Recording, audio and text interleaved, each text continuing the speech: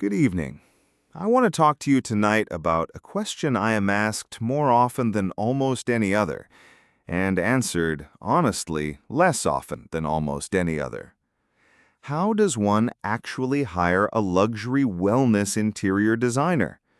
Not a decorator with a beautiful portfolio, not a firm that has added the word wellness to its brochure without changing a single specification sheet. A genuine wellness architect, someone who understands that your home is, in the most literal sense, a biological environment. Allow me to say something at the outset that most in my profession will not say. The credential means very little. I have spent 3 decades designing residences for royal families, for heads of state, for figures whose names you would recognize instantly and whose privacy I shall always protect. In that time, I have watched extraordinary talents ruin extraordinary homes, and I have watched quiet, methodical professionals produce residences that genuinely change how their occupants live and age. The difference was never taste, it was rigor. A decade ago, hiring a luxury interior designer meant vetting portfolios, checking references, trusting your eye. That is no longer sufficient. Homes are now understood correctly as environments that regulate your circadian rhythm, your exposure to airborne particulates, and your nervous system's baseline arousal through ambient noise and electromagnetic load. The WELL building standard now codifies 10 concepts: air, water, light, sound, materials, thermal comfort, movement, nourishment, mind, and community as measurable, third-party verifiable features of a space. That standard was built for commercial buildings, but its premise applies with even greater force to a private residence, where you spend a third of your life unconscious and entirely at the mercy of whatever the room is doing to you. This is no longer a niche concern. Recent market data found wellness feature mentions in property listings rising by roughly a third year over year, with spa-inspired bathroom mentions climbing further still. Industry analysts have gone further, reporting that homes designed around wellness principles can command resale premiums of 10 to 25%. The qualifying questions for a designer have shifted accordingly. You are no longer asking only whether you like this person's aesthetic. You are asking whether they understand ventilation science, non-toxic material chemistry, circadian lighting protocols, and how to coordinate with a physician where that forms part of the brief. Most decorators, however gifted, were never trained for any of it. Let me offer you the 10 questions I would ask if I were the client. First, ask how the designer defines wellness design, and listen for specificity. Calm palettes and natural light is a decorator's answer.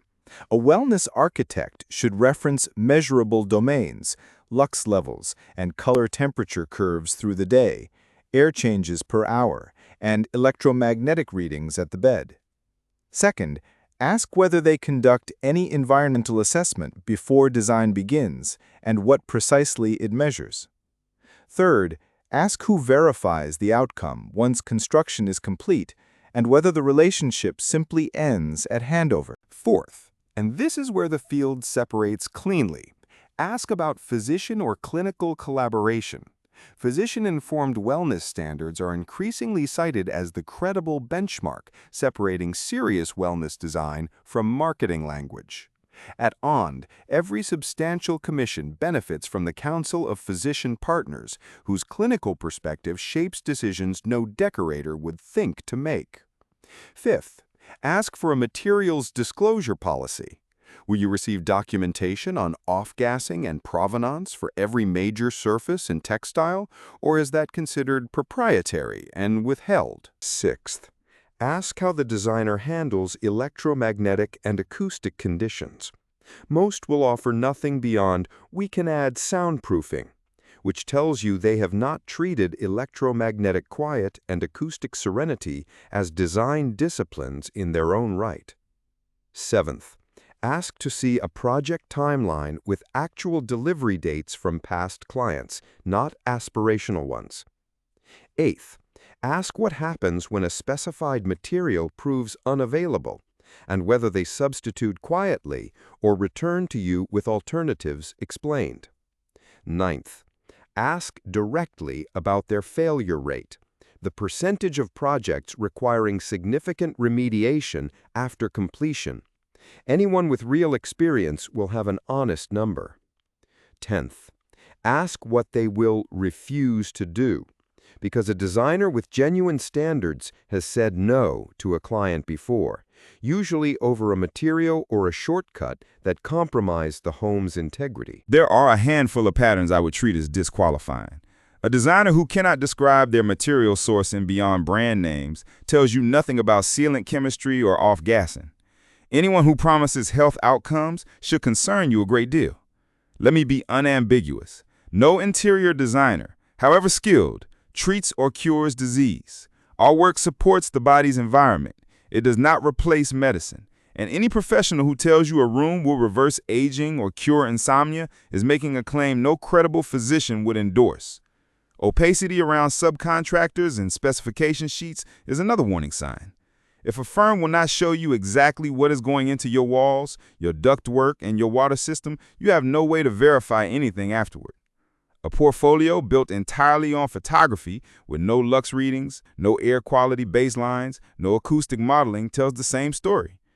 And a designer unwilling to name past clients who will speak candidly, even privately, about the experience of working together deserves scrutiny. Confidentiality protects identity. It should never protect performance. A serious wellness design contract should specify, in writing, the environmental targets for the finished home, not merely the aesthetic brief.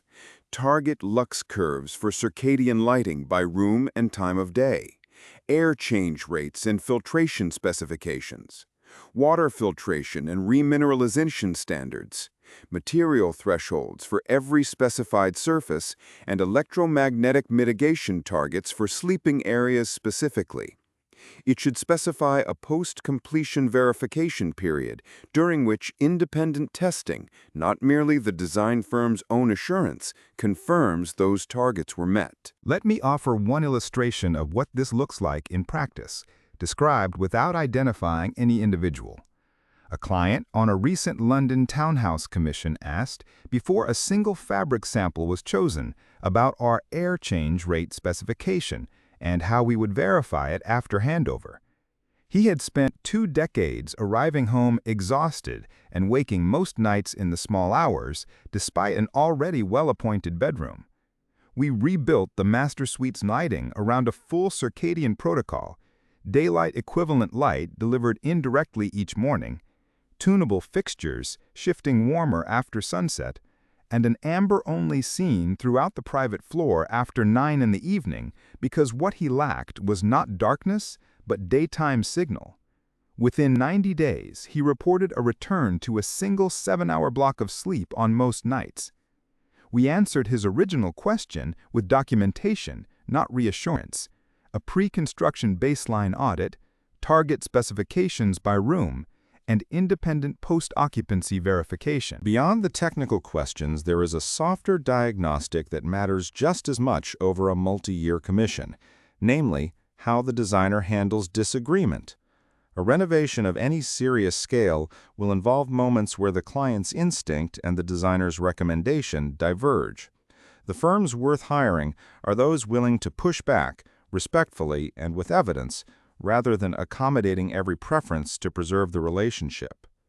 If a designer agrees with everything you propose in the first meeting, they are either inexperienced or not being candid with you. Hiring a luxury wellness interior designer used to be an exercise in taste matching.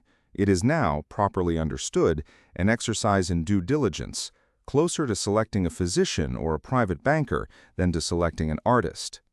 The 9 pillars we work from at Owned: circadian light architecture, air excellence, material purity, water as luxury utility, electromagnetic quiet, acoustic serenity, thermal comfort, grounding, and blood filtration, exist because each is a measurable determinant of how a body functions inside a home, not a decorative preference. When you interview a designer, you are really asking whether they understand that your bedroom, your air handling system, and your water are as consequential to your long-term vitality as your physician's recommendations. Most firms are not built to answer that question honestly.